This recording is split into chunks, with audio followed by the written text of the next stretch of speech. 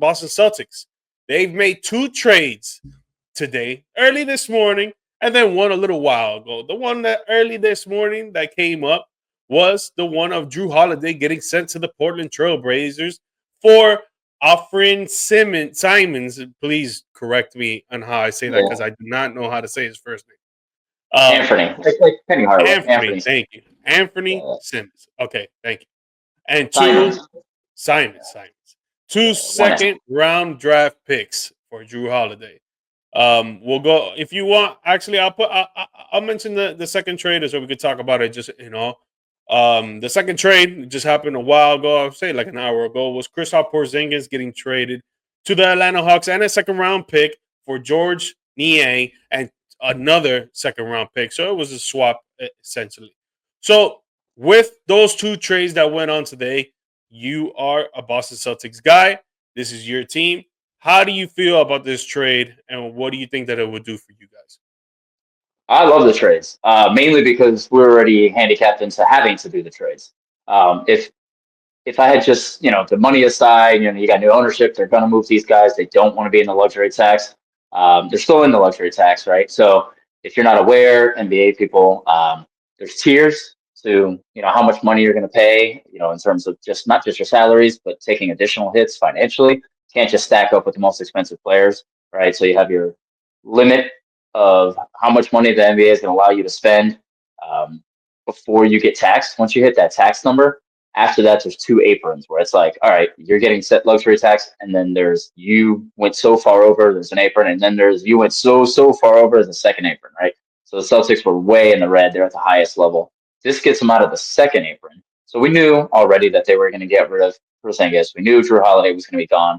I don't know if you saw Paul Pierce had mentioned he didn't like the Jrue Holiday trade, mainly because of just what you're losing defensively and leadership wise. But that's not really a question of this. That had to go, it had to end. So considering the desperate spot that the league knew that the Celtics were in, I loved the trade. In terms of the Jrue Holiday trade, I thought we fleeced them to be able to not only give up an older player who just came off an injury, kind of banged up here, coupled with not as great at playing. And I wasn't really worried about that because I don't need his stats. I just want him to play defense and be a veteran anyway. But we have other guys that can bring that to the table. And now we have a younger player who can kind of fill not Tatum, but what Tatum does in terms of scoring. Anthony Simons, actually from here, Orlando, not a great defensive player. He's kind of lazy on defense. We'll see if the culture of the Celtics will help that. But I love the move. He was kind of considered one of the better available players because nobody thought Desmond Bain was really pursuable at the time. And obviously there's KD. But aside from them, it was kind of Anthony Simons, so nobody was talking about him. So for the Celtics to get that, huge call to Brad Stevens and bring in the 2 picks, which one of which we did the swap, like you just mentioned, for Porzingis. Porzingis being the other guy gone. Hate to lose him, but I knew he was gone. This was like guaranteed. Every Celtics fan knew those 2 guys would be gone. Hauser kind of being another one that might be on the block. A lot of Jaylen Brown rumors. I'm hoping that this year off with Tatum being injured, we use Simons. We get 1 year to see how he fits. If he fits well, we resign him. We'd have the first rights to do so. And if he doesn't, then we let him go, and the money's gone, and we're still in a good spot. So I love the position that the Celtics have put themselves in because 2 days ago we were in a position to just be strapped for cash and desperate for whatever we can get. And now we've added, I don't know. Niang is a solid player. Like, he's not amazing, but I would definitely take him. I would definitely take the Anthony Simons project. I love him. I'm going to give an A. Definitely an A to the Jrue Holiday trade. I don't know what Portland's thinking there. I know they want to go more defense, but I think that's a little too old. But either way, and the Porzingis trade, I'm okay with. Like I said, when everyone knows you have to trade, you don't have much room for negotiation. So I guess it is what it is. I'll let that be. I don't know what was available at this point, so I'm good with it. Yeah, for me, I think it's a downgrade in the defensive side of the ball, right? With Drew Holiday being shipped off, going off to Portland, I really feel like it downgrades your guys' defense. I'm not gonna say that by a whole lot because it's still together as a unit. You guys are a great defensive unit. Other people will pick up the slack. Jalen Brown, Derek White, and other boys off the bench for sure. Obviously, you're not gonna have Tatum for this year, but even when he comes back, there'll still be a well-oiled machine on defense. Again, it still knocks them down a notch, but it's not going to really make that much of a difference, in especially in the East, right? KP being gone too, I think that's another defensive knock because you bring in George Niang. You don't really think that he's going to play defense like that.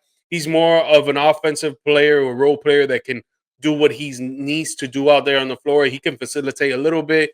He can shoot the three a little bit. He could space out the floor, but he's not that defensive monster. What KP, he could go and grab so many rebounds, be a defensive threat inside the paint, of trying to block shots. Yeah, he wasn't doing it all the time, but still his presence shown that players that will try to go in and try to make a layup or dunk, they'll hesitate because they see KP inside the paint. With George Niang, it's not going to really be like that. So I think when it comes to the defense side of it, yes, you guys have downgraded, but it's not going to really affect you like that. Now, on the offense side of the ball, when it comes to Simons, I think he's great for you guys. He's gonna fit in well in that 3 point shot that you guys love to take. Instead of taking 45 a game, most likely now you guys are going to be taking 50 to 55 a game with him out there on the floor. But it's going to be a good replacement for Tatum this season in trying to put up at least, 15 to 20 points a game alongside, assuming that Jaylen Brown stays. If he does stay alongside him, we're trying to put up 20 to 25 points.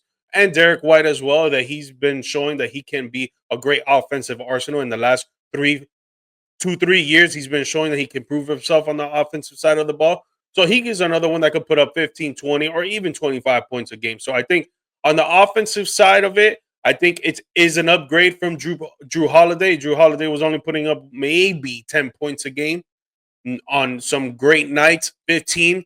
But with Simons, you could get 15 to 20. So I think it will be good on that side. The pick swap, it really doesn't do much. You still have some 3 second round picks in this year's draft. So I think that's pretty good for you guys.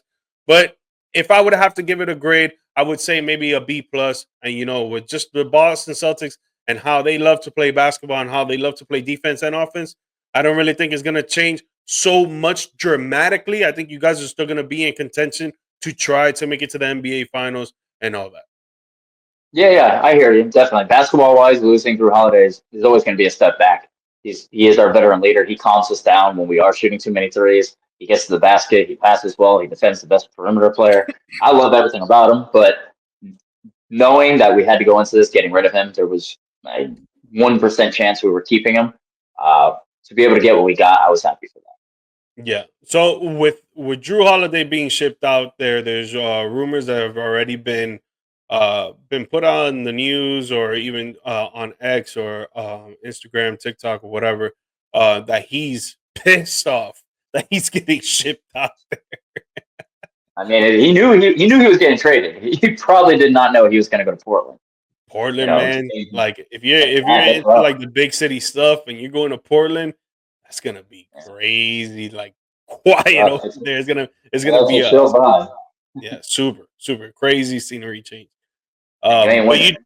Yeah, facts. For the Portland side of it, do you think they keep Jrue Holiday and try to build around him, even though he's I'm not gonna say old, but he is on the older side of his career, or do you think they release him and try to ship him off somewhere else?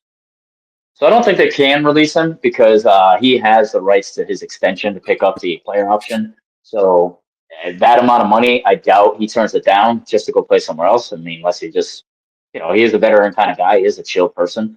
If he turns it down and just takes less money to play elsewhere because he'd rather win or be where he wants to be, I wouldn't knock it. I think it'd be the mature move.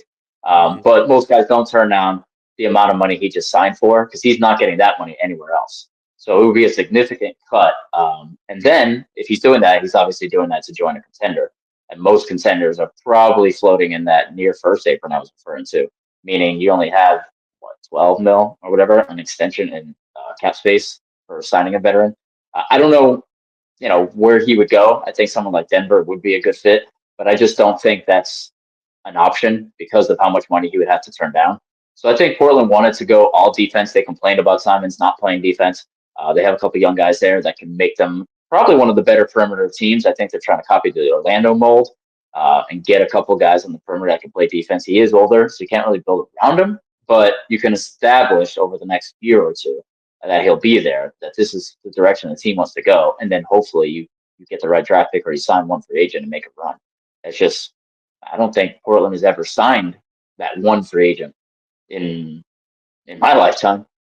So, Yeah, I yeah. don't know. They would have to draft. So I get that point of it. I still think it was a bad move for them. I think they went a little too old, but hey, it is what it is, and this is where they are now. So I think they're just going to roll the dice and try to get some defense going.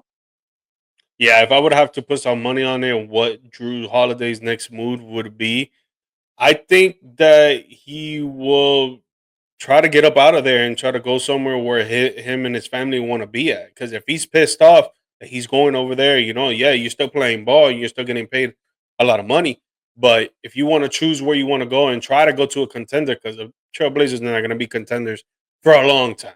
Like, let's be serious. Yeah, So yeah, if you're trying to go to a contender, you're gonna have to lose out on the money, but you can end up choosing where you want to go, and you could be happier where you're gonna end up being, or trying to win, or trying to just get a little bit of money. So yeah. I Because feel like it, he's still owed like 72 million from the deal, and it's that's crazy. at 33. I believe it's 33 million a year. Obviously that goes above it's like 66, but there is a difference with other variables. But to turn down 72 over 2 years, where you're probably going to get less than 20 in that same span, I don't know. I mean, he's a mature guy. I could see it, but it's tough.